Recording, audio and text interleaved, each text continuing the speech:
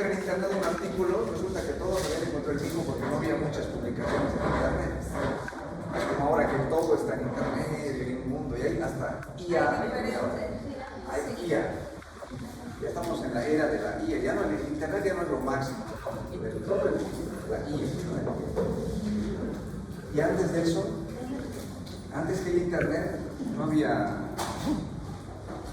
celulares para grabar. Peor grabación en filmadora. Lo que hacían los estudiantes, en curso éramos como 300, eran aulas magnas en la Universidad Pública. Y bueno, y los que se sentaban había que hacer fila. Una hora antes empezaba la fila, o a veces 2 horas antes de la teórica, para entrar a la teórica y ocupar los primeros asientos, porque si no te tocaba atrás y no entendías nada. A ver que tuviera micrófono el docente. Pero en lugar de eso se usaban grabadoras. Eran de 60 minutos, de 30 por lado el cassette. ¿No usó cassette ustedes? Sí, había cassettes de 45 por lado, de 90 minutos los que más grababan. Entonces tú puedes grabar una obra teórica de hora y media. Y lo que hacían, yo recuerdo, les voy a contar, no sé si alguien les ha contado de sus docentes. ¿Les cuentan sus docentes? No. Lo que hacían, se llamaban escuderías. Las escuderías eran grupos de alumnos que se organizaban. Yo nunca entré una vez para una materia. La escudería se trataba de que uno de los 5, digamos, de la escudería tenía que hacer la fila antes para entrar a la teórica, para poder entrar a la primera fila y grabar la teórica. Pero tenía la obligación de transcribir la teórica, todo lo hablado durante la teórica, transcribirlo a máquina, no había computadoras, nada, a máquina, typeando, y eso proporcionárselo a los de la otra escudería que no podían estar en la teórica, no podían o no querían, o no les tocaba el turno de estar en esa teórica, y entonces se las pasaba la teórica transcrita. Eso es una escudería. No solo servía para eso, para teóricas, para un montón de cosas, para muchas cosas. Pero al final también se idearon en esa época vender las teóricas, y las vendían pintadas, para que no salga la fotocopiadora. Solo el que haya adquirido la copia pintada, con color rojo, les ponían de acuerdo, podían tener acceso a leer la teórica, y las vendían. La escudería la vendía, tenía un costo eso. Y si querías fotocopiar salía negro, pero no se podía fotocopiar la teórica transcrita. Eso pasaba. Entonces tenías que ir, si no querías estar en una escudería, tenías que estar todos los días en la teórica, machacando. Hoy en día no, hoy en día ¿qué piden? Las diapositivas. ¿Y sirven o no las diapositivas? Ya no es como antes, no es como en la época de la pandemia, ¿no? Ahí sí servía. Claro, les tocó la pandemia, ¿no? Sí, somos promoción, promo pandemia. Primer año de anatomía, ¿cómo han hecho anatomía? Hay un programa de anatomía. Las prácticas venían profesores.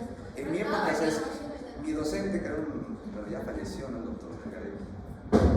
Ahí, bueno, realmente tenías que ser muy bueno para que te vaya bien, pero no se podía hacer sin cadáver, sin huesos, sin tener. ¿Hacen anatomía sin cadáver? Sí. ¿Se puede? Yo creo que se puede, pues, ¿no? Con la virtualidad ya se puede muchas cosas. Pero hay cosas que solamente en vivo se puede. Yo soy a la antigua, digamos. Quizás se pueda, ¿no? Aquellos que no van a ser ni cirujanos, ni van a ser, se puede. Pero bueno, vamos a hablarles un poquito de lo que va a pasar el viernes. El viernes es el Día del Niño en el Hospital Psiquiátrico Benito Meni, es un hospital de hermanas, y ellos acogen a pacientes con discapacidad y retraso mental. Unos que los han visto ustedes al pasar quizás a las prácticas, son pacientes que tienen pues, rasgos infantiloides, son prácticamente, por el cuidado que hacen las hermanas, son niños, ¿no? Jóvenes. O sea, que algunos tienen entre 20 a 30. Tienen un mejor pronóstico gracias a las hermanas, que muchos pacientes con retraso mental grave y profundo pues no duran, terminan falleciendo. Su pronóstico de vida es entre los 10 y 20 años, y sube. Entonces Entonces, las hermanas reciben donaciones, reciben ayudas para mantener a los pacientes que viven en condición de hogar. Hay un pabellón, ¿no ven? El pabellón de hogar, los que les he mostrado a la derecha cuando ustedes ingresan, y el de la izquierda, los pacientes que ustedes entrevistan, los que tienen familiares, que tienen corta estancia en el hospital. Así que para ellos se va a realizar el día, para los crónicos, digamos, se va a realizar el día viernes 12 un agasajo por el día del niño. Así que les he hecho partícipe en el grupo de WhatsApp. Los que quieran participar, creo que ya han hecho una lista de ese grupo, no han hecho lista todavía. Todavía, ahorita no vamos a hacer. Pueden hacer por el grupo y pasarme de los que van a contribuir y qué les ha tocado. El otro grupo sí también, mi otro grupo anterior para empanaditas ustedes. ¿Sí? Doctor, nosotros podemos hacer nuestro aporte, pero bueno, muchos creo que no podemos porque tenemos clases. Exacto, no necesitan estar presencialmente, pero pueden mandar con alguien y mandarle luego la lista en privado ya de quienes participaron. Y entregárselo a la doctora Wendy Barrios, ella es la residente de tercer año que colabora y ella va a estar en el hospital de las civiles a las 9 menos cuarto tienen que llegar. Si quieren antes, digamos, ¿no? Pero 9 menos cuarto ya van a necesitar que ustedes vayan a aportar. El que quiere también participar, quedarse un rato interactuando, puede hacerlo ya. Porque creo que ustedes tienen otras actividades el viernes también por el día de niño. No solo prácticas, creo que un tipo de SEA, ¿no? Proyección social, tienen alguna recolección de cosas por el día del niño, también tienen, ¿no? Pero bueno, entonces el día viernes les espero la doctora Wendy va a hacer recepción del aporte. Bueno, vamos a continuar con el tema de la anterior clase, que estábamos hablando sobre psicosis. Y para hacerles un preámbulo, les he hablado de que en general usamos un término para describir psicosis. En la cultura general, ¿qué le decimos? No le decimos psicosis, ¿qué le decimos? Locura. Y le pueden encender una luz, una de las luces. Una. No está bien, lo que quieran, pero ya.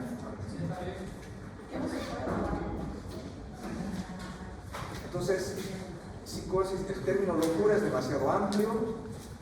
Vamos yendo de grande a pequeño. Decimos que el psicoanálisis divide a los seres vivos según su estructura mental en dos grupos. Siempre les digo eso en teoría. ¿En qué grupos son?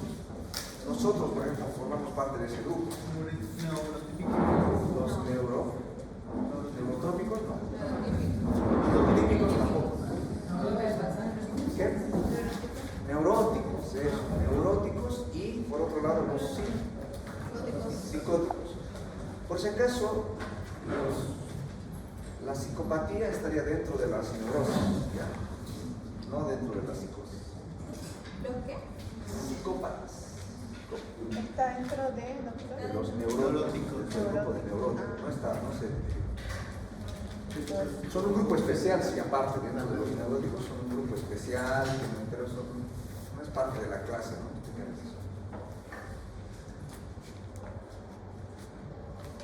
No, lo pienso mejor. Si alguien quiere que algún momento les hable de eso, lo puedo hacer en algún momento ya. Podría ser. Vayan insistiendo porque no se incluye eso dentro de del pensum, del contenido de materias dentro de psiquiatría, porque no constituye una patología como tal, reconocible, es un trastorno mental que tenga un sustento para poder decir que requiere y tiene un enfoque de tratamiento para eso, no. Por eso es que puedo dar un apartado, darles algunos tips, digamos, de algunas cosas que no podría pasar el tema de eso. Pero vamos a hablar de psicosis. Entonces, psicosis lo macro, lo más pequeño, lo que dice el psicoanálisis, psicosis y neurosis, nosotros dentro del grupo de neuróticos, todo lo que es trastornos de ansiedad, somatización, trastornos de personalidad, depresión, todo lo que hemos visto, hasta incluso consumo de sustancias, entraría dentro del grupo de neurosis. Y este tema es el que ya les hemos hablado anteriormente, este grupo de psicosis. La psiquiatría entra más fino, porque psicosis para el psicoanálisis es algo amplio todavía. Resulta que para los psicoanálisis hay muchos pacientes que no deliran, que no tienen alucinaciones, pero se pueden considerar psicóticos dentro del enfoque del psicoanálisis. Entonces, por ende, no nos sirve tanto ese enfoque muy general del psicoanálisis, nos tenemos que ir más fino, tenemos que irnos más a la parte médica además, porque resulta que hay pacientes que sin tener patología orgánica presentan delirios y alucinaciones, y como hemos visto en otra clase anterior, hay pacientes que, por ejemplo, pueden tener un neurocisticerco en el cerebro, tener tranquilamente sus crisis convulsivas, sus focalizaciones y otros síntomas neurológicos, y además tener su psicosis, sus delirios, producto de esa lesión física del cerebro, el parénquima, sustancia blanca, con un quiste, ¿no? ¿Cómo se llaman las formas intermedias de la tenia que finalmente enquistan el cerebro? ¿Son esquistozoides? No, los cisticercos. Los cisticercos, ¿en qué forma? ¿Qué llama su estadio? Su estadio es quiste cuando dan un tejido. Claro, pero el quiste tiene adentro un escólex, creo, ¿no? El escólex. Es el Esa forma, cuando está en el intestino. Pero una vez que sí, pues, pero el neurocisticerco en el quiste. Bueno, en fin, eso es parte de la lesión a nivel cerebral que realmente puede dar un síntoma delirante. En el caso, por ejemplo, de una psicosis de origen orgánico. Si no hay lesión demostrable ni funcional, podemos estar en la presencia de una psicosis funcional que les decían antiguamente, o sea, la psicosis donde no hay demostración de una patología orgánica que sustente, no hay neurosífilis, no hay leucomocitomas, no hay TB meningia, encefalitis, nada, o sea, eso es un cerebro anatómica y funcionalmente normal. Pero hay psicosis, entonces ahí es donde debemos hilar fino, les decía, ir clasificando según un tipo de sintomatología los tipos de psicosis. Y esta clase tiene el propósito de eso. Ya hemos hablado sobre delirio, les he hablado anteriormente sobre disgregamiento, hemos dado ejemplos, no voy a ahondar sobre eso, pero sí vamos a hablar sobre los tipos de psicosis. Y este es el espectro psicótico, incluyendo las psicosis de origen orgánico que están aquí. De hecho, este es todo un tema, esto se subdivide en varios, ¿no? Trastorno esquizofreniforme de origen orgánico, trastorno delirante orgánico, son subtipos de este último, que hemos visto en la anterior clase, ¿no? De organicidad, trastornos orgánicos cerebrales. Estas son las funcionales, las de aquí. Desde esquizofrenia, o sea, decir psicosis, o sea, el paciente que delira y que tiene alucinaciones, no es sinónimo de esquizofrenia. No podemos decir que un paciente psicótico tiene directamente una esquizofrenia. ¿Por qué les digo esto? Porque es muy común en mis colegas médicos que todavía se han olvidado seguramente de su rotación o no les han dicho en su momento, pero que deriven los casos de psicosis como esquizofrenia. El doctor tiene esquizofrenia, interconsulta con psiquiatría, ¿no? Paciente que quizás está psicótico en el momento que lo han entrevistado y luego recibe tratamiento con antipsicóticos, pero no es una esquizofrenia. Entonces lo correcto para diagnosticar es que ustedes puedan decir esto a nivel macro, que ustedes puedan decir, doctor tiene una psicosis, tiene un trastorno psicótico, listo, y derivación. Ya nos encargaremos de ver esto, pero yo les voy a explicar un poco cuál es la diferencia entre estos y los demás. Vamos a empezar con un tipo de explicación hablando del tiempo de evolución. Esta psicosis, si ustedes ven aquí, por ejemplo, tiene un nombre por el tiempo de evolución, se llama trastorno psicótico breve. Y habla que el tiempo de evolución es corto. Y ahorita vamos a hablar del tiempo. Y aquí están los criterios sobre trastorno psicótico breve. Una preguntita antes de continuar. ¿Saben cuándo va a ser el segundo parcial? 28. A partir del 28 de abril. Ajá, empieza. Empieza. Ajá. Vamos a mandar el 22, ¿lo cambiaron? O sea, el 22 de abril ya empieza el segundo. La semana, son 2 semanas. Doctor, son 2 semanas. No es que nos toque a la segunda a nosotros. ¿Ya? De ahí empieza el 22 de abril. Pues vamos a hacer lo siguiente. Esta clase va a ser corta, voy a hablar solamente sobre otros trastornos psicóticos y vamos a reservarnos el tema de esquizofrenia para la siguiente. Entonces voy a hablar de un tipo de trastorno psicótico que tiene corta duración, que se llama psicosis breve, y hace referencia a su nombre, a la duración, que no lleva más que, tal como dice, pues el criterio B, 30 días, como máximo. Y como mínimo, un día. O sea, un paciente que lleva psicótico, doctor, lleva, no sé, 10 días que ya lleva así, hablando cosas sin sentido. El paciente. Habla incoherencia. Y el paciente nunca ha consumido sustancias. No es debido al trastorno del estado de ánimo ni consume sustancias.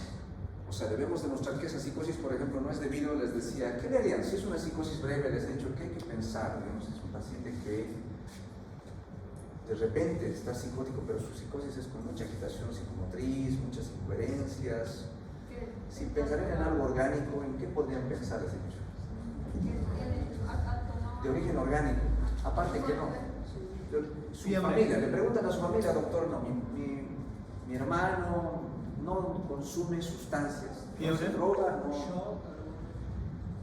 Que tenga deficiencia de algún electrolito, también puede pasar. Ya, pero no tiene alteraciones, ustedes les hacen, no está con alteraciones del nivel de conciencia, ni ha fluctuado ni nada, no está con síndrome confusional, solamente está psicótico, pero además está con agitación psicomotriz. ¿Por algún medicamento puede ser? Ya, les he dicho que hay otro tipo de alteración, de afectaciones a nivel cerebral que, por ejemplo, si les digo neurocisticercosis, no, porque eso es, el parásito tarda mucho en conquistarse, es muy crónico. Entonces 2 semanas no da. Algo sentimental, una situación que tenga ocurrido.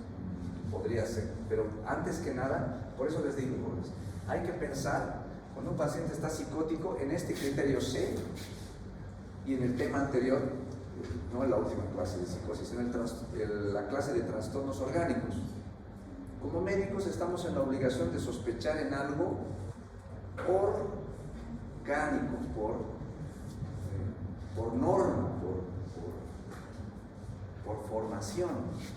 Nosotros no están formando psicólogos, ni enfermeras, están formando médicos. Entonces buscamos un origen médico, por lo menos lo sospechamos y tenemos la obligación de descartarlo antes de decir esto. Como es de corta duración, debemos de pensar en infecciones que lleven corta duración. Les voy a poner esto y anótenlo muy grande si quieren. Debemos sospechar en encefalitis. Debemos sospechar en realmente las meningitis bacterianas que se pueden demorar más. Las meningitis de origen vírica, ¿ya? Debemos sospechar, y si no hay, por ejemplo, no hay datos febriles, si no hay, por ejemplo, una meningitis vírica de origen rábico, ¿qué tenemos que descartar? Mordedura de perro, de animal, ¿no? ¿Será que puede ser potencialmente portador del virus de la rabia, ¿no? Debemos descartar eso.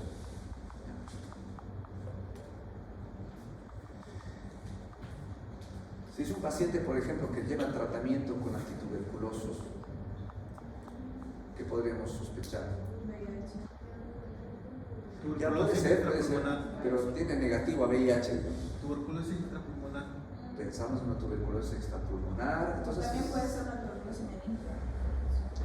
una telemeningia, una encefalitis tuberculosa, también todos los elementos que podamos tomar en cuenta para descartar o confirmar finalmente un diagnóstico orgánico antes que psicótico, ¿ya?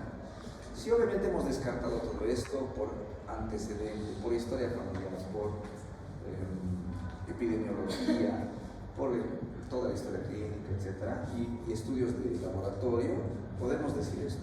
A veces no siempre puedes hacer esto, el descarte, pero de todas maneras no se olviden del esquema ¿no? Que está presente en casi todos los trastornos de origen psicótico, incluso el trastorno bipolar también van a ver este criterio de descartar.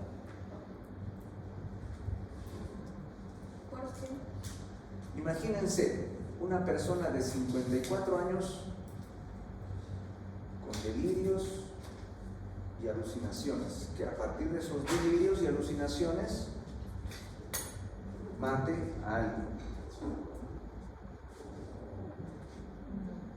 Persona de 54 años. ¿Algo les dice el grupo etario? Claro, tiene demencia ya inicial. Les he dicho que no se dice Alzheimer, ¿no? Les he dicho, ¿cómo se llama? Demencia. ¿Ya? Lo de Alzheimer no sabemos. Hay que hacerle, incluso para decir Alzheimer, tendrían que hacer, aparte de epidemiología, hacer un estudio anatomopatológico para saber qué pasa en ese cerebro. Para decir Alzheimer. Demencia, ¿ya? Demencia. Sí, habría que sospechar y para saber si es demencia, ¿qué podrían hacer? Por ejemplo, estoy hablando de un caso real de una señora de 54 años que mató a su hija y le intentó matar a su otra hija que tenía discapacidad ambas y está ella recluida actualmente en el penal. Si es demencia, sería técnica de... No, para Alzheimer. Está bien, pero si ella ya ha matado a alguien y ella dice que la ha matado porque según ella, sus hijas, y eso es parte de la entrevista que se hizo, una de sus hijas sabía lo que el vecino pensaba hacerle a ella. Los vecinos sabían lo que ella hacía, pero lo sabían a través de las hijas, y por eso las mató. Esa es la explicación de ella. Delirante, una explicación delirante que al final se le hizo una resonancia y tenía atrofia frontotemporal. Entonces sería una... Hay que hacer, y era de corta duración por si acaso. Quizás al principio, antes que hubiese matado, quizás ya tenía un test Monk alterado. Si está bien en parte su respuesta de su compañera, porque podría haberse hecho un test, quizás ya presentaba algún déficit cognitivo que podría haber traducido. Pero te cuento algo, la señora cognitivamente está bien. Dio bien a sus pruebas de MOCA, test Mini-Mental Test, no dio demencia. Entonces, ¿cuál fue la manifestación de su atrofia cerebral? Puede ser una inflamación. No siempre es cognitivo. ¿Cómo ha sido? No, el ejemplo que le estoy poniendo, ¿cuál ha sido la manifestación? Alucinaciones y delirios. Delirios, alucinaciones y ¿qué más? Alteraciones de su conducta. Ha matado a alguien. Bueno, ese es un caso específico, ¿no? Por el tipo de delirio ha llegado. No todos, la mayor parte en realidad de los delirios, las alucinaciones. Si es un paciente que no tiene premórbidamente algo, generalmente no llegan a ser daño. Tiene mucho que ver con la personalidad premórbida del paciente. Bueno, en este caso solamente estamos hablando de un episodio psicótico. Hemos descartado que es de origen orgánico, no hay lesión cerebral, es un cerebro sano. Es una persona que lleva, digamos, 2 semanas. Generalmente son jóvenes, ¿ya? La prevalencia de la epidemiología en este trastorno psicótico breve son personas jóvenes, sin distinción entre varón y mujer. Criterio A. El criterio A debe cumplirse. ¿Qué son? El criterio A es la psicosis. Delirios, principalmente. Por eso dice uno o más. Uno, el delirio sí o sí tiene que estar, si no es psicosis, ¿no? Puede haber alucinaciones, lenguaje comprometido, o sea, disgregado, desorganizado, y el comportamiento también afectado.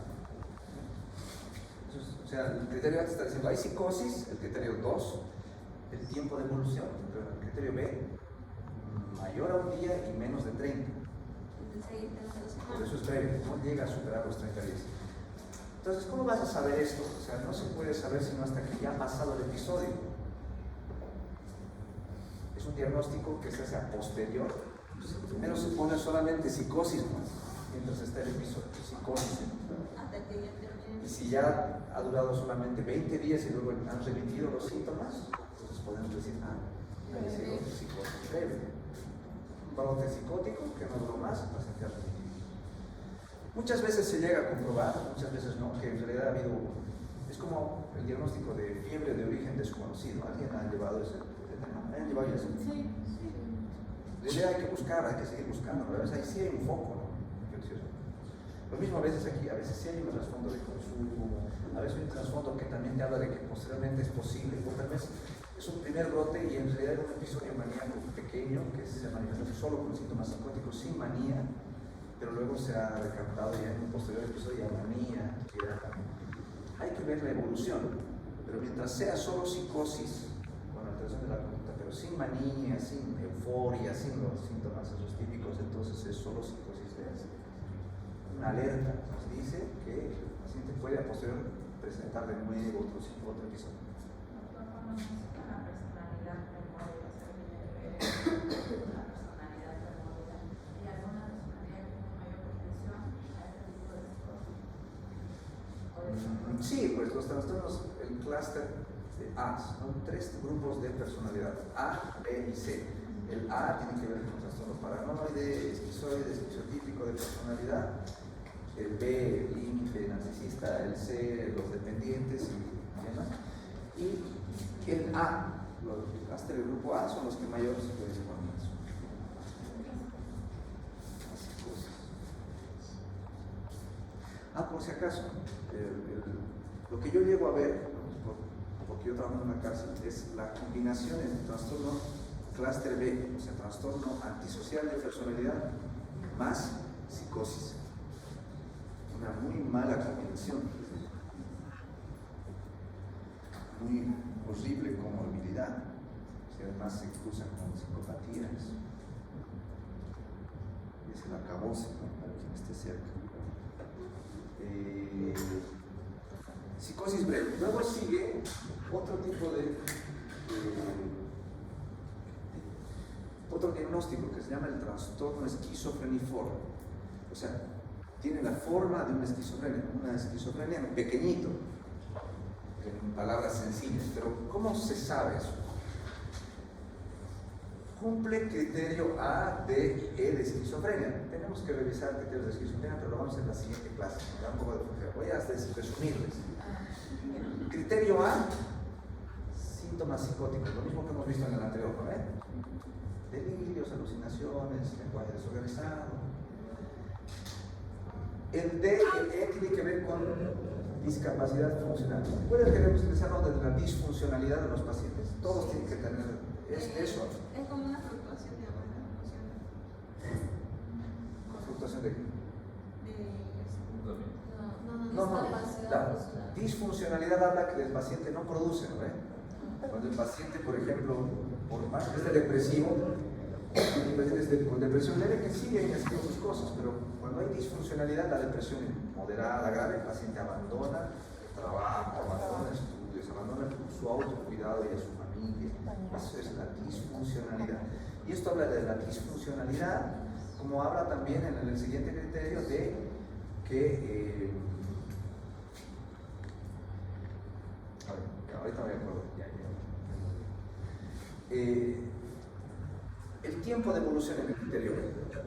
El tiempo de evolución, a diferencia del psicosis breve, ¿cuánto era el máximo?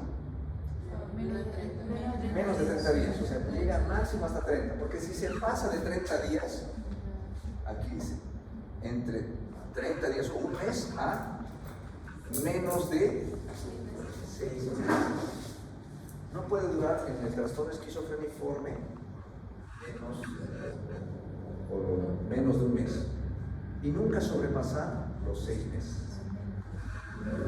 Por ejemplo, es un paciente psicótico que ya lleva 2 meses, 3 meses psicóticos. Y obviamente, igual que el psicosis breve, hemos tenido que hacer el diagnóstico posterior. O sea, el paciente ha durado 2 meses con psicosis, con delirios, alucinaciones, y luego han remitido sus síntomas y ya podemos decir, recién es un trastorno esquizofreniforme. Durante la evolución del cuadro es un trastorno psicótico. No podemos decir es esquizofrenia, no podemos decir es psicosis breve, ni tal vez si es psicosis orgánica y en ese tiempo han podido diagnosticar, no sé, una encefalitis o tuberculosis o algo. Si no, es solamente psicosis. Si tiene el tiempo de evolución necesario, 2 o 3 meses, y ha pasado el episodio en remisión, podemos decir, he sido trastorno esquizofreniforme. Por si acaso el criterio A son lo mismo que en psicosis breve. Delirios, alucinaciones. El descartar organicidad. Descartar organicidad que no sea debido al consumo de sustancias, a la influencia de una enfermedad médica. Siempre, todos los criterios tienen esto, ¿no? Tienen disfuncionalidad. En la psicosis breve no se habla de disfuncionalidad, porque la psicosis a veces dura tan poco que el paciente no afecta mucho. Puede hasta sacar una baja de su trabajo durante su episodio y luego recupera su trabajo, se le pasa la psicosis y luego retoma su vida cotidiana. Y el miedo. Por eso, el D es la disfuncionalidad y el E es el descartar patología orgánica.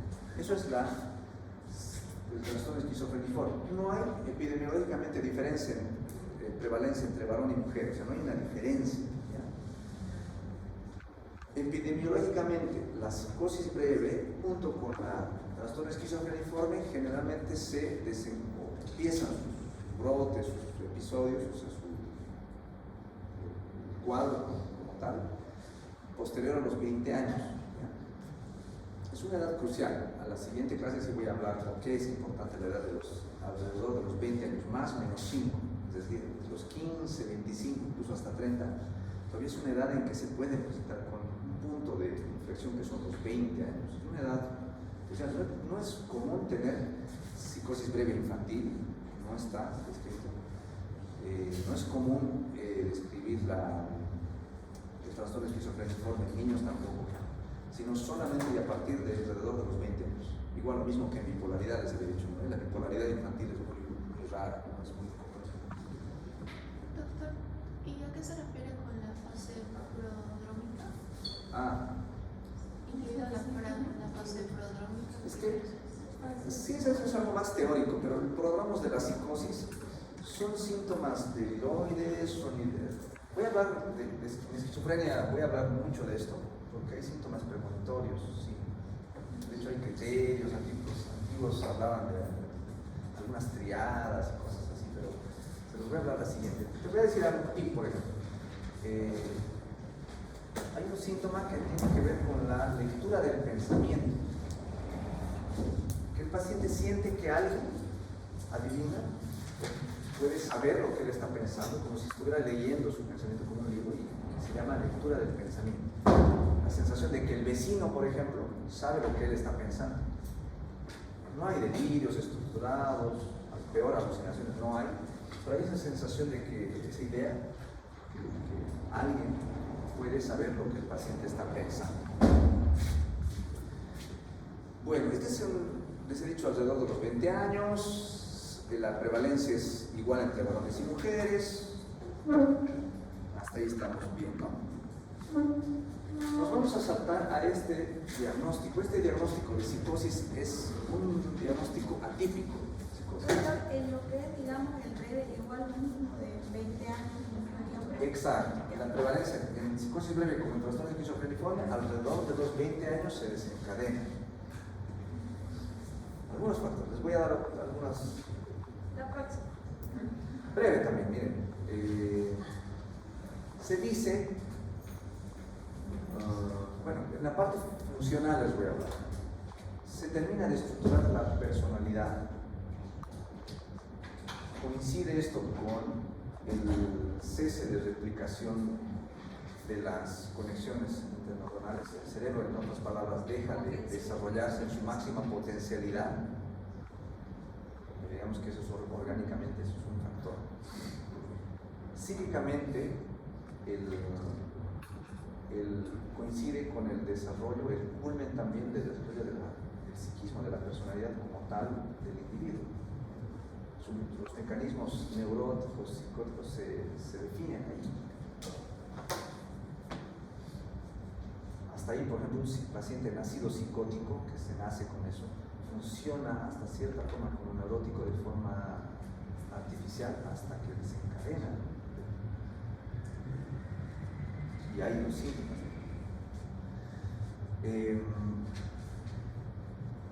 ¿Qué pasa con el trastorno delirante? Esto sale del esquema que les he explicado anteriormente. No se presenta alrededor de los 20 años. A partir de entre los 30 a 40 años, incluso más, recién suele presentarse, o sea, la edad media de la vida. Y además hay un predominio más en mujeres que en varones. no cumple criterios de esquizofrenia, o sea, es una psicosis más atípica el trastorno delirante. Antiguamente a este tipo de psicosis se le llamaba paranoia. En lo que tiene, digamos, de psicosis es el único elemento que nosotros podemos decir que es parte del síndrome psicótico, que son los delirios. No hay alucinaciones, casi muy poco se compromete la conducta, sí puede alterar la capacidad de juicio, pero incluso el tipo de delirio es una situación de la vida real.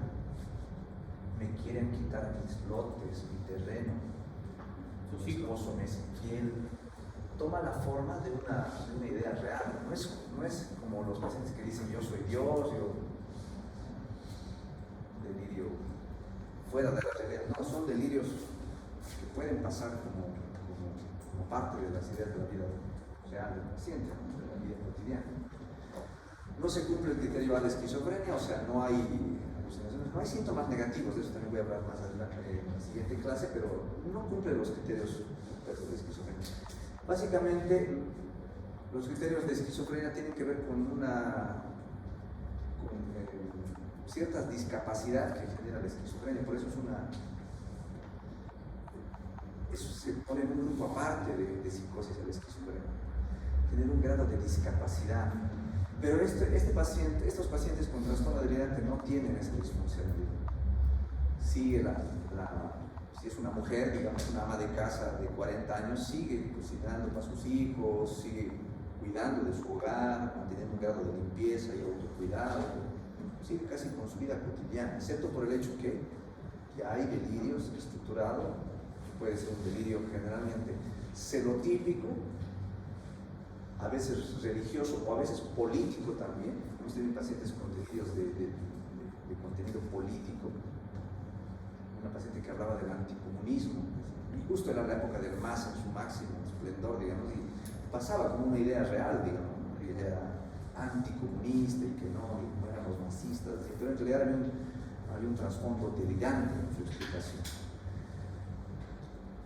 La actividad psicosocial no está deteriorada. Este es el único trastorno psicótico grave que la paciente no deteriora su funcionalidad, o sea, sigue sintiendo, su vida cotidiana sigue funcionando. Entonces, por ende, puede pasar mucho tiempo desapercibido, sin mucho tratamiento. Las personas piensan que es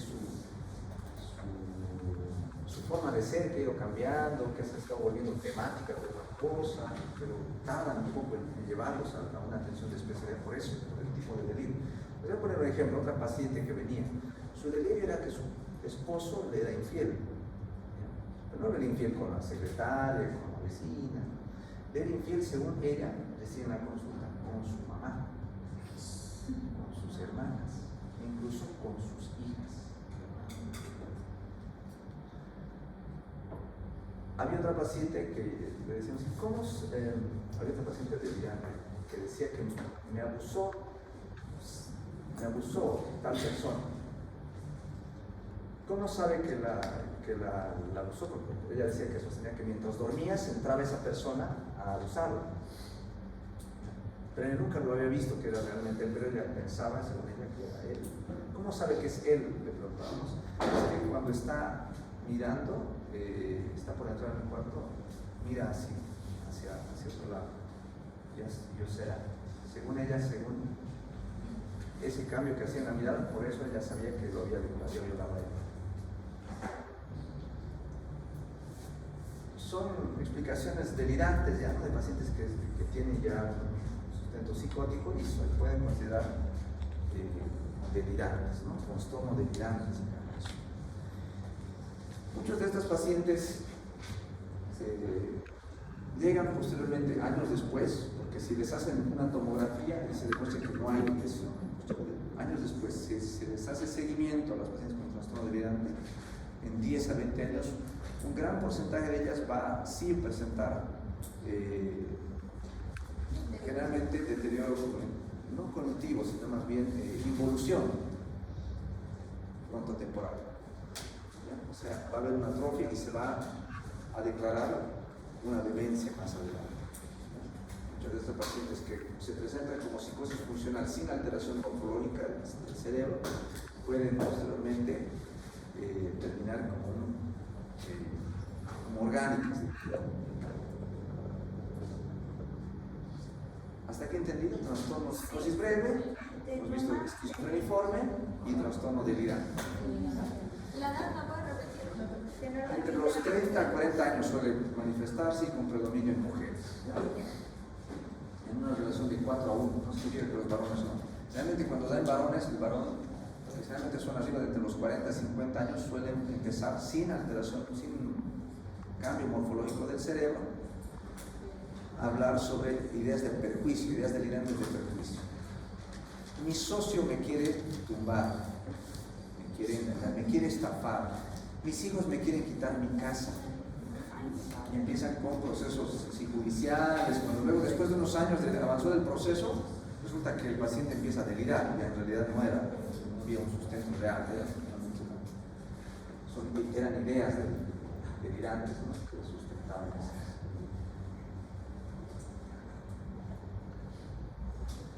De estos, les voy a hablar brevemente de otros que son mucho más raros. Por ejemplo, el trastorno esquizoafectivo, lo vemos, ya esto es más de la especialidad, es una mezcla entre esquizofrenia y bipolaridad. O sea, es una bipolaridad, síntomas maníacos en un contexto de la presencia también de algunos síntomas discapacitantes, síntomas negativos de la esquizofrenia, de los cuales voy a hablar luego, con fluctuaciones, con episodios afectivos de tipo maníaco a veces también. Entonces, un diagnóstico por descarte, que lo vemos los especialistas. Psicosis breve, ya lo hemos visto, delirante también, esquizofreniforme también, que es la psicosis compartida. Bueno, la psicosis por sustancias ahorita voy a hablar, pero de la compartida voy a hablar brevemente. Significa, en la psicosis compartida, que en la convivencia de un paciente psicótico, diagnosticado por una esquizofrenia, un paciente conviviente, que tiene una sensibilidad por su personalidad, por genética, incluso quizás, o simplemente por autosugestión, que llega a desarrollar síntomas psicóticos. Les pongo un ejemplo, y este es el caso de un paciente que tuvimos, que se fugó, era un muchacho de unos 27 años en ese tiempo, que tenía un hijo pequeño de 6 a 7 años tenía el niño, y el niño vivía con él, con el papá y con los abuelos, o sea, con los papás del señor, ¿no?, este joven. Resulta que él tenía la idea ya psicótica, persecutoria, de que la CIA lo quería atrapar. Por ende, el paciente se escapó al monte para no ser atrapado, siguiendo las ideas de su delirio. Pero en ese escaparse al monte se lo llevó a su niño. Estuvo perdido como unas 2 semanas, 3 semanas. Entonces lograron encontrarlo, lo internaron en el psiquiátrico, y al niño pues todavía, desde el momento que tenía delirios de tipo persecutorio, el niño durante unas 2 semanas más. Lo que tenía el niño entonces era una psicosis compartida por la convivencia con un paciente psicótico.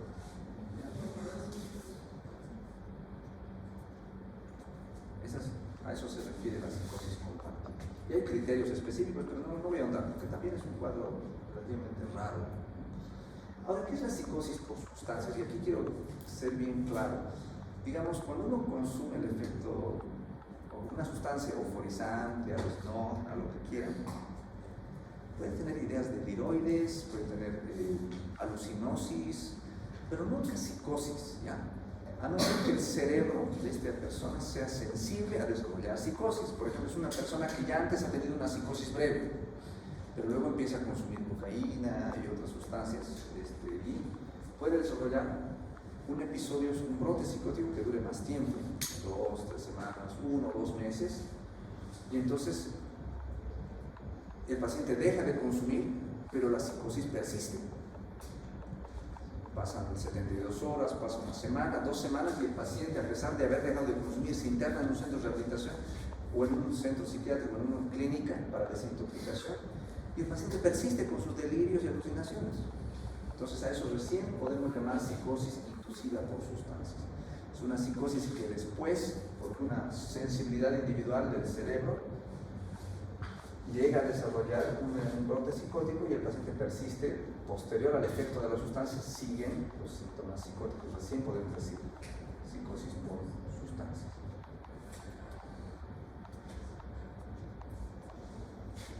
El efecto de la cocaína, por ejemplo, pasa, dependiendo la cantidad, puede pasar las 8 horas, 12 horas, quizás hasta máximo 24 horas.